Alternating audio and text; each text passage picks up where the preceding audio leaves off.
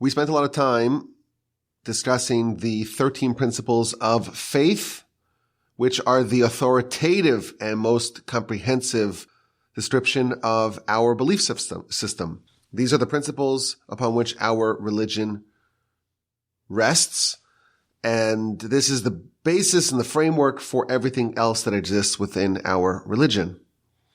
That was authored by the Rambam, by the greatest of the medieval sages, one of the greatest of the medieval sages, the Rishonim. And we spent a lot of time, 77 episodes actually, discussing every aspect and every angle to the best of our ability. Once we finish that, we have begun to explore other classic works and pieces of Jewish philosophy. We spoke a few weeks ago, we spoke about the idea of pinpointing exactly where atheists go wrong. It turns out you could be a very high IQ, capable, sharp, intellectual, rigorous scholar and still arrive at atheism, not because you don't have sufficient brain power or enough IQ points, but because the root of heresy is not in the brain. It is in the heart, as the verse tells us. Don't deviate after your heart. And last time we spoke about the introduction to the Sefer HaChinuch, which I will remind you, this is a book of unknown authorship that was authored in the 1300s or so. And it delineates the 630 mitzvos in the order in which they appear in the Torah, and gives a short overview of each one of these mitzvos. And in his introduction, he addresses several major questions on Jewish philosophy. And the first question that we talked about last time is, how do we know it's true? We have the Almighty's holy Torah, but maybe, just maybe, it was all made up.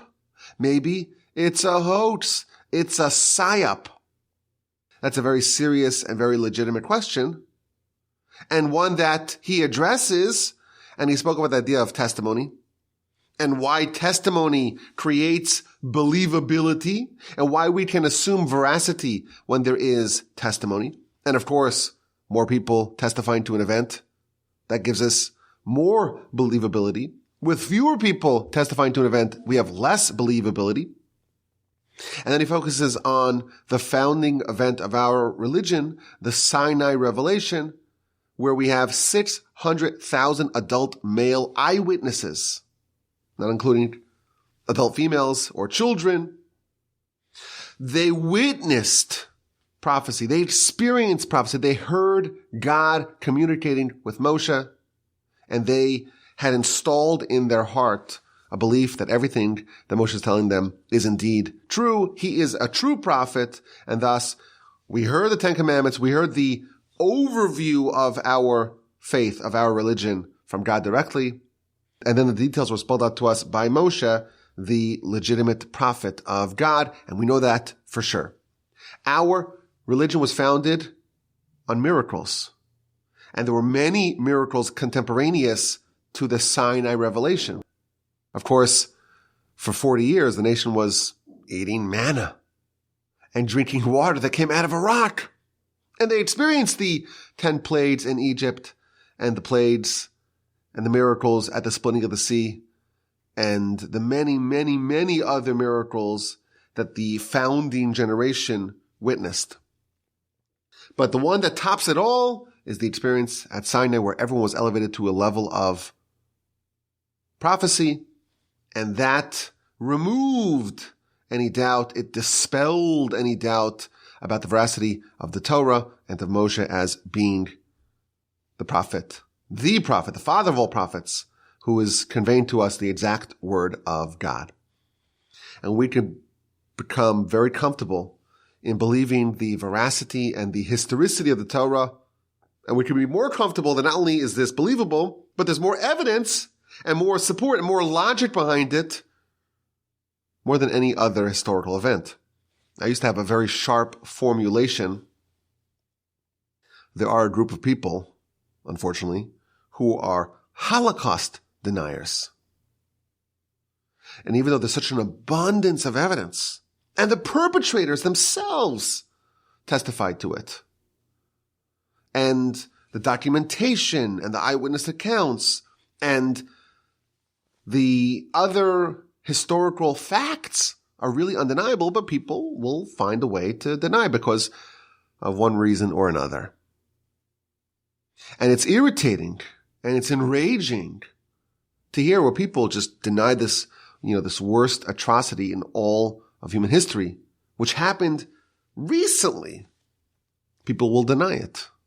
So I have a particularly sharp formulation that's irritating to some people, and I apologize. There's way, way, way more evidence to the sign of Revelation than to the Holocaust. There are more people who witnessed it, and they witnessed it all at once, and they perpetuated it to their children, and no one ever challenged it. And again, I mentioned this last time, this generation, they executed people for what we would think, absent the Torah, were very minor offenses. One guy carries twigs on Shabbos. Come on! Is that such a serious crime? In our eyes, it wouldn't be. But because we know that the Almighty said that Mechalalei Amos Yumas, those who violate the Shabbos, shall be executed, we did it. We executed based upon our 100% believability. We were 1,000% convinced that this was real, and this was divine, and this was proper, and this is true. That's the first subject that the Sefer HaChinuch addresses in his introduction. And then he proceeds to address some very other interesting questions, like why did God create humans?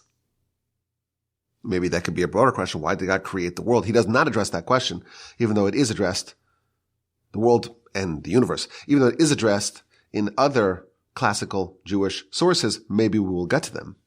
But why did God create humans? And why did God give us such a precious Torah? And of course, the question is amplified once we have an understanding that he doesn't benefit from anything that we do.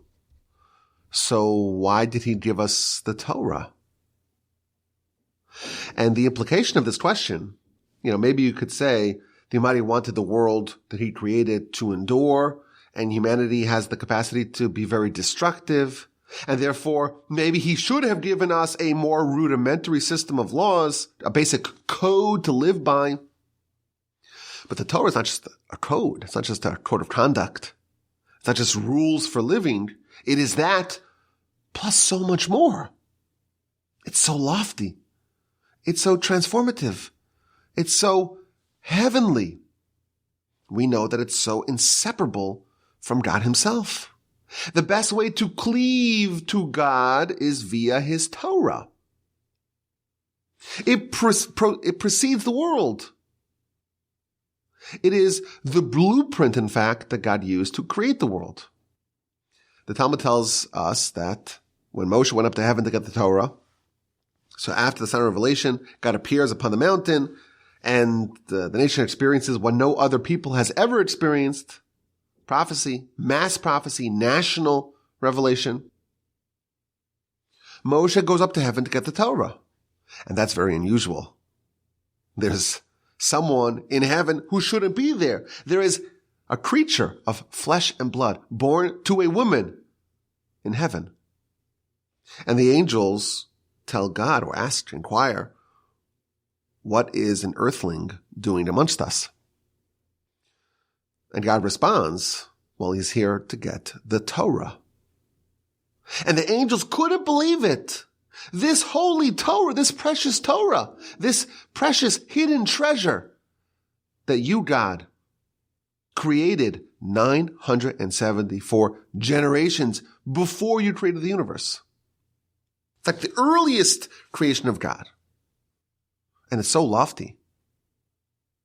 You want to give it to humanity? To flesh and blood? That's sort of the question that he's asking here as well. We have such a lofty Torah, such a heavenly Torah. Why was that given to us?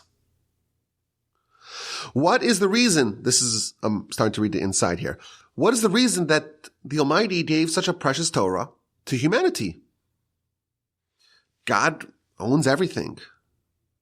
And his greatness and his splendor and his glory is infinite. And the fact that there are some humans who have a little bit understanding of God via his Torah, that doesn't make God's honor any bigger, any greater. Because if God's honor and glory is infinite, well, infinite, you can't add or subtract from it. So there's no way for us to impact, so to speak, the honor and the glory and the splendor of God. Why do we have a Torah? And he's going to answer the question. Well, first he's going to say we really don't have a correct answer to the question. But when he does answer the question, he's going to also say, well, why do we exist? So this is kind of a really foundational, fundamental insight that we're going to hear. But again, the first thing he tells us is that our capacity to ask this question and to get an accurate answer, that is severely limited. Why? Because our intellect, compared to God's intellect, it's very small. The ways of God, the thoughts, so to speak, of God are way loftier than our thoughts. We are a little bit hubristic in thinking just the extent of our own mind and own intellect. But imagine you were to consult a bunch of bugs about quantum mechanics, string theory, and you gather some bugs together and you say, let's talk about it. Well, it's silly because they don't have the mind, the understanding, the vocabulary, the means of communication. There's no way for you to possibly talk to them about this. There's a very big gulf separating your intelligence and theirs. Now, what's the gulf separating our intelligence and God's? It's way more than the distance between a bug and a human and a scientist, even PhD level. I imagine the difference between that times 500 million, okay? That's the difference between our intellect and God. Really, it's a lot more. It's infinite. But how can we possibly even, be so bold and audacious to think that we can actually get an answer to this question? How can we possibly get an answer to this question? We don't have the ability at all to understand the ways of God. Nevertheless, there's something that we can understand. The Almighty did everything for a reason. There's nothing that exists that's purposeless. If we find something which is purposeless, it's only because we don't have the understanding of God, of course, to understand why he created it. And we can find maybe a little bit of a reason as to why the Almighty gave us his Torah. Now, I will point out, just as an aside, this is emblematic of a lot of this book. Again, this is an introduction to a book that talks about mitzvos. 613 mitzvos, and organized in the order which appears in the Torah. And in every mitzvah, he gives us a little bit of an overview of the mitzvah, a little snapshot of the mitzvah, but also he talks about the reason for a mitzvah. And many times throughout his book, he says, well, the real reason for any mitzvah is because, well, God told you to do it. You listen.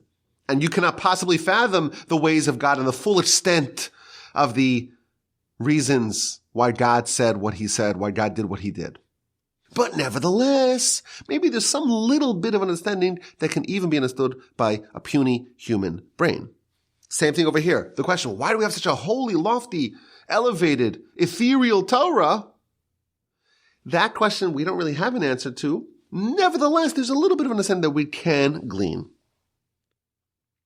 And he tells us that after God decided to create the world, if he's going to do it, he's going to do it perfectly. And this is a theme we see throughout all the classic works on our philosophy. The world, the universe, the systems that the Almighty put in place, it's perfect. It's not in any way imperfect. And therefore, there has to be perfection in every manner of the world. And there cannot be any part of or any sort of creation that does not exist. It can't be that there's something that we could point to and say, well, why don't we have this? We should have this, because that would make the world more perfect.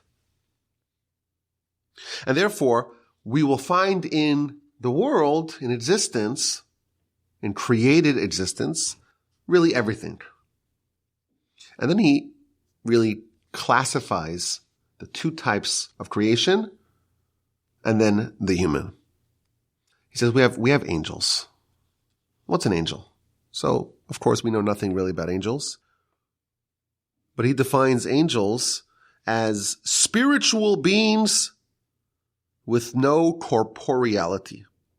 No body, no material substance, no physical existence, just spiritual, what we could call maybe intellectual existence.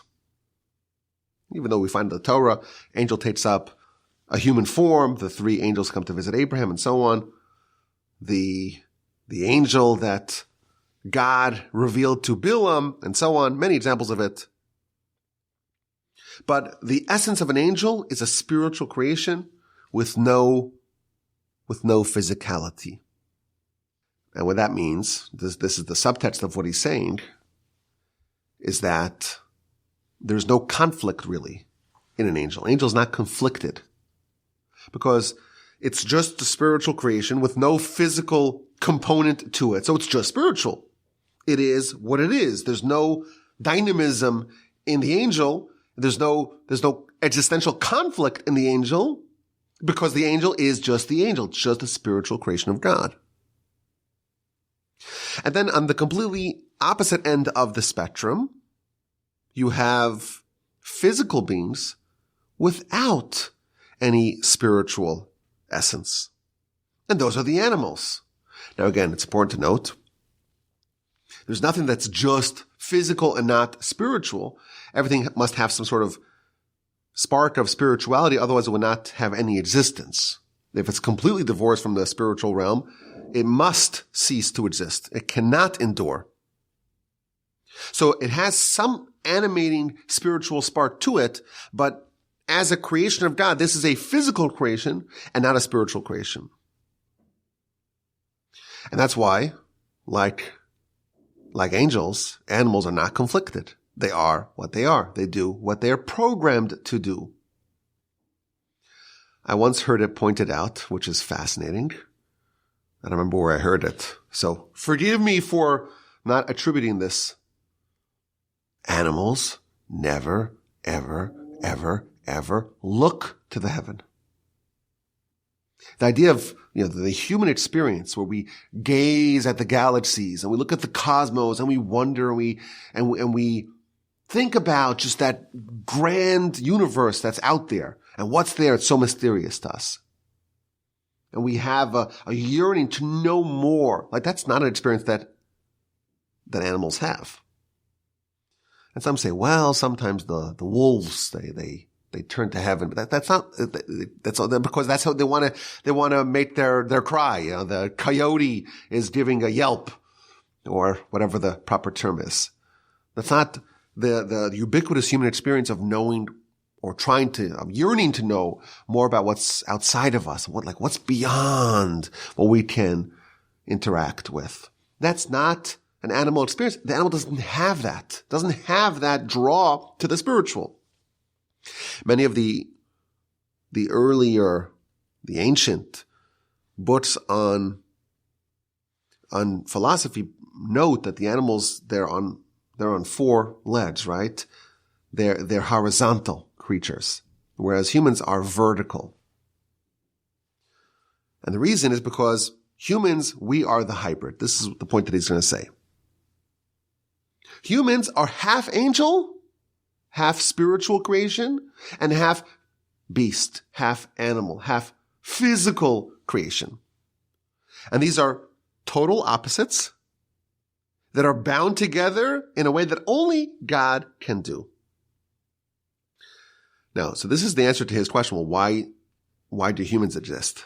Humans exist because there's this creation of God that really we would want to exist. If it didn't exist, we would say, well, why does this not exist if it did not exist? And therefore God said, okay, I'm going to make something that only I can do, this mashup this fusion of total opposites. The angel and the animal do not interface. There's no possible way for those two to interface. They're opposites. And somehow within a human, the divine will dictated that the angel and the beast merge, fuse together. Which is why, again, to that earlier point, which is why humans are vertical. On one hand, our feet are touching the ground. We're connected, we're bound to the physical. On the other hand, our aspirations, our mind, our angelic half is kind of being drawn to the heavens, to where it comes from. The body comes from the dust. It's from the physical, from the material, from the substance, from the thing that really does not really appear to be very, very different from animals. In fact, animals, many of them are more robust than we are more talented, faster runners, higher jumpers, and so on. They could survive even without a job. The Talmud points this out. You've never seen a rabbit with an MBA. Not that would help you necessarily. You never see an accountant, okay, that's also happens to be, a bunny rabbit or a squirrel. You don't have, lawyers that are sharks. Oh, actually, you do have that. Okay. Sorry. Okay. Forgive that. Just delete that from your memory. How come? Because the Almighty creates these physical beings that they could exist without having a profession, without having an occupation. Physically, they're more gifted than us.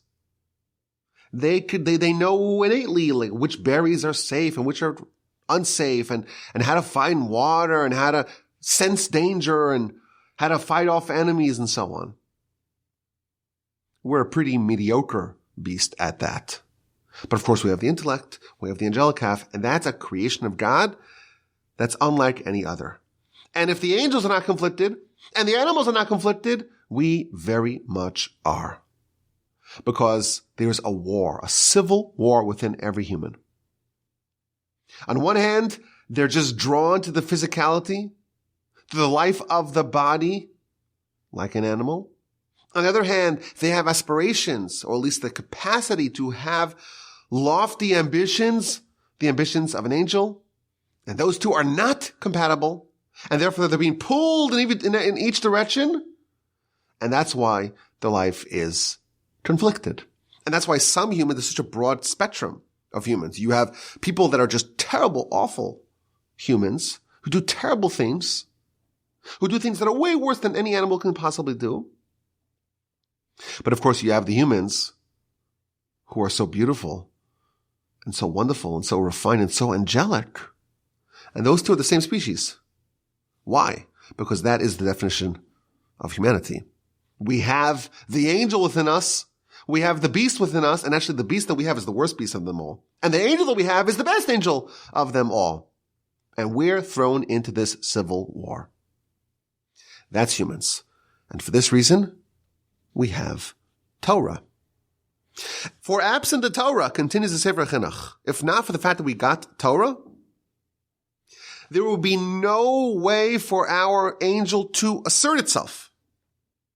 And the capacity, the tools, the hardware of spirituality will be drawn after the physicality, after the inherent, internal beast within us. And we will be drawn only to our physical experiences, to our physical desires and lusts and humanity. As the verse says in Psalms 49:13, could be very, very similar to an animal.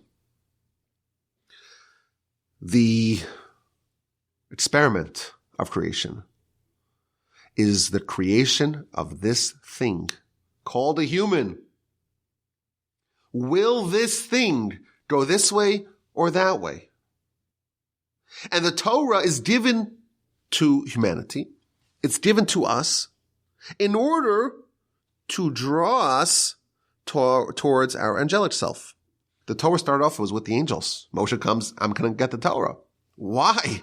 Why are you human getting the Torah? Well, what does Torah have to do with humanity? Well, it has a lot to do with humanity. Because really humans should be like angels.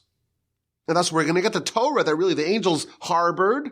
And this will make us empowered, that will empower our spiritual halves and elevate it and suppress our physical halves and enable us to transfer, so to speak, our identity to be more angel, less beast.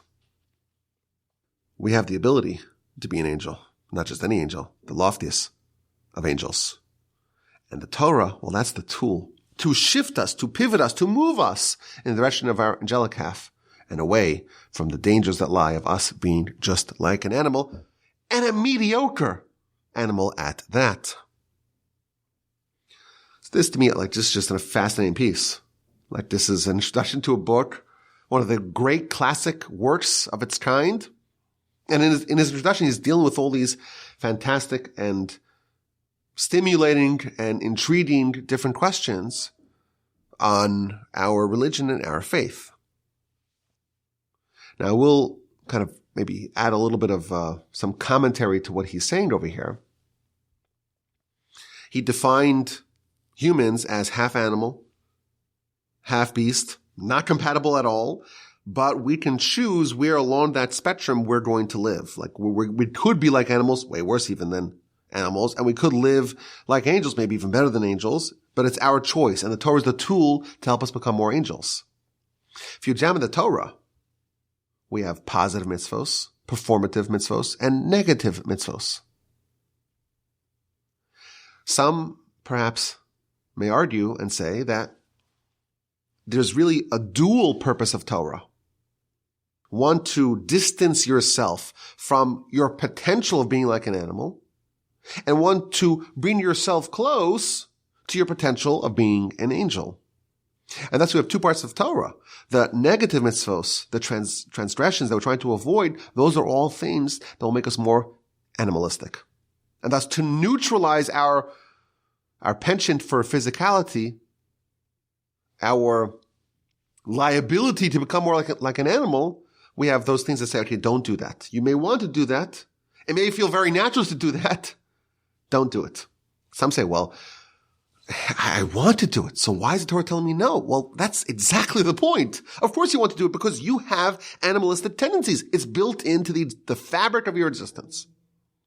And that's precisely why the Torah says don't do that, because if you do that, you're going to veer more and more towards the animal half. And then you have mitzvos that you may feel, well, I don't feel it as like, I don't understand why I'm wrapping tefillin and why I'm having the mezuzah on my door and why I have all these positive mitzvos, 248 of them. Well, that is to change who you are, to change what you are, to make you more of an angel. Now, the Torah itself, as we mentioned, it's very lofty. You can read the Torah on a very simple level, but there's endless levels and depth and profundity and dimensions to Torah. Once you understand the Torah on a basic level, you want to graduate to the next level. Because again, the Torah, it's like the knowledge of the angels. It's like the study protocol of the angels. But it's even loftier than the angels because the angels themselves are not on that same spiritual plateau, on the same spiritual level as the Torah. And we can try to get as deep as we can in the Torah because we can actually exceed the level of the angels. And thus, the reason why the Torah has so many layers is because it's there to unearth from within ourselves that capacity to be very, very lofty. So that's why humans exist. That's why the Torah was given to us, or at least that's an argument that can be made in that favor. No, he's not claiming that this is the answer. It's an answer. It's a little bit of an answer. We're bugs trying to figure out some answers to serious questions. And this is an answer that works for us, that makes sense to us. And then he proceeds with another question. Well, if Torah is there to perfect humanity, why is it not universal? The sign of revelation was given to one nation. And yes, it's true, there were the mixed multitude that joined. So there were some members of other nations that joined the nation and became part of the greater Jewish people. But maybe the sign of revelation should have been in front of everyone. Everyone sees the same sun or the same moon. So have a sign of revelation that is witnessed by everyone. Wouldn't that be a good idea? Well, after all, humans are humans. And any human that has a soul really has the capacity to be higher than an angel. So why not make it universal? This is a good question. Now, I think some people maybe ask the question in a way that's not really a problem. Some people say, well, Torah is racist because it's not universal. Or Torah is xenophobic. It's elitist. It's exclusive and it excludes others. So of course we know the answer is that, well, Jews come in all races and it's open to anyone who wants to join. In fact, we cannot deny anyone from converting. There was a man, we could call him the butcher of Judea. He was the general of Nebuchadnezzar, and he's the one who's responsible for the destruction of Judah. His name was Nebuzaradan, not to be confused with Nebuchadnezzar. Long Babylonian names that start with the letter N. His body count, what's the body count for Nebuzaradan? 3 orders of magnitude more than the butcher of Khan Yunis, Sinwar. More than 1 million Jews he killed. And our sources tell us that he converted. Well, if he was allowed to convert, no one can be denied this right. So you can't say that the Torah is exclusive because it's open to anyone who wants to join. But his question is, well, God should have given it to everyone to begin with. Why is it only to one nation? And again, he answers the question by saying, we don't really have a full answer. We don't know. We're bugs trying to ask very serious questions. Nevertheless, I will give you an answer. And what he says is that there is diversity in the world. In every matter in this world, in this physical world, there's diversity. And some things are better than others. For example, there's some land that's very fertile. It's rich with nutrients, and whatever you plant there grows beautifully. And some places, well, it's okay, but the yield will not quite be as bountiful. And some places are more beautiful than other places. They're more aesthetically pleasing. Very few people come for a tropical or a vacation in Houston. It's not a place that people want to go to. They want to go to Santorini or Italy or Japan or Napa. They want to go to nice places. It's just the way it is. Not every part of America is a national park, right? It's just not. Some places are nicer. Some places are less nice. Some fruits are very tasty and delicious. And some, this is a special type. You have Wagyu beef, right? The best kind of beef, I've been told. There's beef and then there's Wagyu, right? Just way better. And some of them are better, some are worse. Secretariat. Like a tremendous machine. He was a horse, lots of horses, but this horse was in a class of his own. There's diversity in the world. Some are better, some are worse. There is diversity amongst humanity. You have some people that could dunk a basketball. And then you have the yeshiva guys that wish they could do it. They just can't. Some people have said, it's not me, some others have said, there's more Jewish owners than Jewish players. You're just designed, it's easier for you to own the team than to play on the team. It's just the way it is. You were endowed with certain skills, and everyone has certain areas where they're better and other areas where they're worse. And there's only a few people who are absolutely exceptional in any field. And therefore, amongst humanity, there's one nation that is most spiritually sensitive. And it's a small nation, 0.2%. That's like, Mensa. How many people are part of Mensa? You have to be very intelligent, apparently. But it's like what? The top 1%, or top half of 1%, or top 0.1 of 1% of the IQ scores? Not everyone's part of Mensa. Sorry, not everyone's that bright. Would you believe it? 50% of the world is below average IQ. Just by definition, right? You want to be part of Mensa? Well, it's only the 0.1%. When it comes to developing a relationship with the Almighty and having the spiritual sensitivity required to appreciate the Torah in its entirety, there's only 0.1% of the world, 0.2% of the world that qualifies. And yes, he tells us, all of humanity is given a little bit of Torah. That's the 7 universal laws, the 7 Noahide laws. So all of humanity is expected to be loftier than animals, to be more elevated, to make sure that they do embrace their angelic self. You realize you're a human, you're not an animal.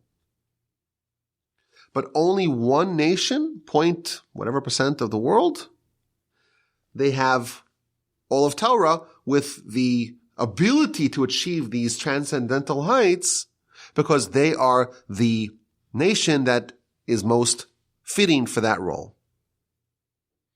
And then he adds, even amongst the nation itself, there is a different class. You have the tribe of Levi, the Levites. The Levites, of course, in the one family amongst the Levites, that's the Kohanim, the priests. I want to be a Levite. Sorry, buddy, you can't. If you're not a Levite, you're not a Levite. If you're not a Kohen, you're not a Kohen. Why? Because they are the 0.1% of the 0.1%, and therefore they have the ability, the capacity to do the service in the temple, to perform the services of the Levites. They're in a class of their own. And then he adds, in the world, in the Kadur Haaretz, in the globe, there's one place that's most choice, the choicest place. There's one land that is special and more special than any others. In this place, a person can connect with their spiritual halves greater, in a more profound and robust way than in any other place. And that, of course, is the land of Israel, we call it today. The Holy Land. And even within the land of Israel, there's Jerusalem, which is the holiest city. And even in Jerusalem, there's the holiest little neighborhood. And even there, the Temple Mount, there's one particular spot, which is the place where the Evan Shasia was, where the foundation stone was. That's the place that's most lofty and elevated and spiritual of all places. Not every place is like that. And the desire, the plan of God is to take the choicest nation with the choicest Torah in the choicest place, and therefore to have this bastion of holiness and service of God. That is the desire of the Almighty. I will add, he doesn't say this. Again, there's more answers to these questions. Sefer HaChinuch is addressing some of the most important questions of our faith and our religion. And today we talked about, why humans exist and why we have Torah and why it's exclusive to the Jewish nation. And his answer is that, well, these people they're better equipped to be able to absorb the Almighty's holy Torah. I will add that there's also a historical component to this. He doesn't say it, but this is an idea that makes a lot of sense to me, and I believe it's also sourced in some of the other classic takes on this question. And that is, there was a man named Abraham who, on his own, despite being in a cesspool of idolatry, despite growing up without really any leg up spiritually, he had the tenacity and the fortitude and the strength of character to be able to discover the reality of God on his own, to be able to identify that point of holiness, that point of angelic holiness that he had within him, and to develop it and to suppress his physicality and to become more angel than beast. Not only that, to become more angel than angels. And he achieved something which was not only a great accomplishment, but also something which can be bequeathed onward.